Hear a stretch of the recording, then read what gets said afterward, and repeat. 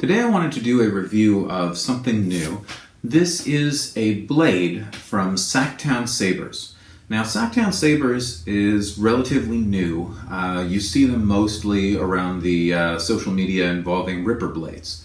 The owner of Sactown Sabers got his inspiration from Gary Ripper of Ripper Blades, and he started trying to figure out what he could do in terms of making his own blades that would be new and different.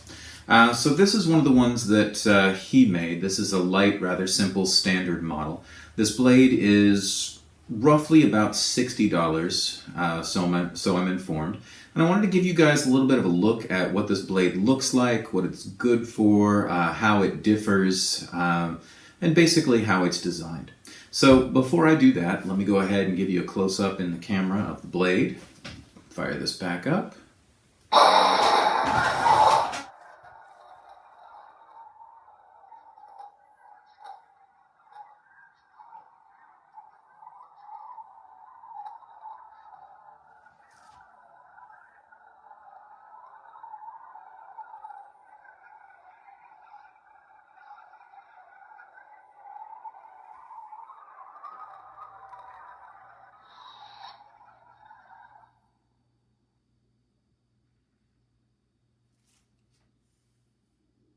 So some of what you can see is that this blade is very similar in a lot of respects to a Ripper blade or to one of the flat blades found from Kyberlight.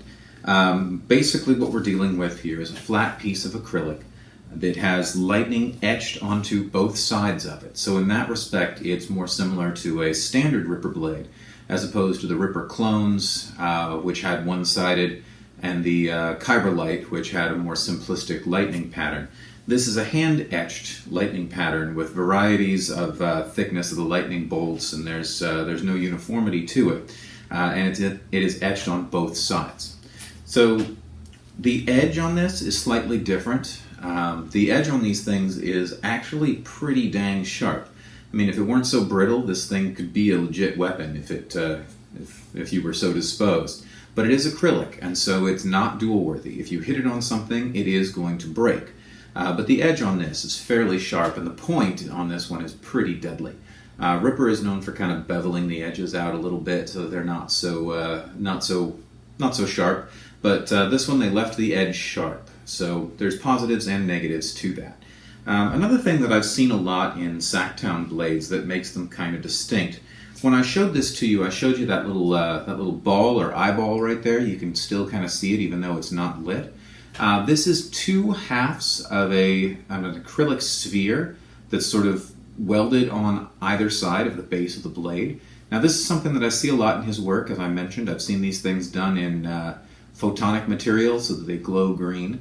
And let me give you a little bit of a close-up real quick just on this piece. But you can see that coming out of the blade plug, the lightning comes out of the blade plug and sort of goes around that sphere and then comes from the sphere and focuses down the blade.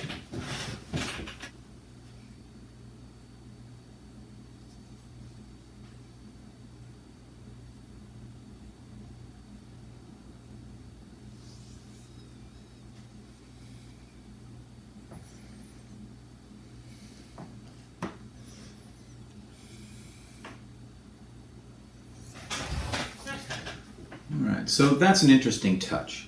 When he sells these, he has a little description blurb that's written up about them, about how it's a unique weapon that's designed to be used by non-force sensitive and force sensitive people can channel the force down the blade through the focusing crystal. So his design is that the energy is kind of coming out of the saber, focusing through this sphere, and then projecting itself down the blade. So it's a neat design. The socket or plug also differs. The socket or plug on a Sactown saber is filled.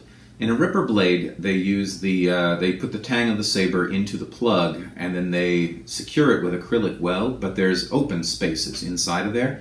They'll sometimes use hot glue to diffuse. In a Kyberlight, it's solid pieces of polycarbonate. In a Sactown saber, it's sort of a hybrid between the two. This is a polycarbonate tube, and the tang of the blade comes down through it. But all of the empty space in there has been secured with some kind of adhesive. I'm told that it's like a combo of rubber cement and Gorilla Glue. But whatever it is, it's kind of flexible. So it's not rigid like the Kyberlight that encourages the blade to crack right here, because there's a little bit of give. but it's also more solid and less likely to become disconnected than a ripper. So it's an interesting design there. I don't know if it focuses light quite as well as a ripper blade, but it does a pretty good job, as you saw earlier.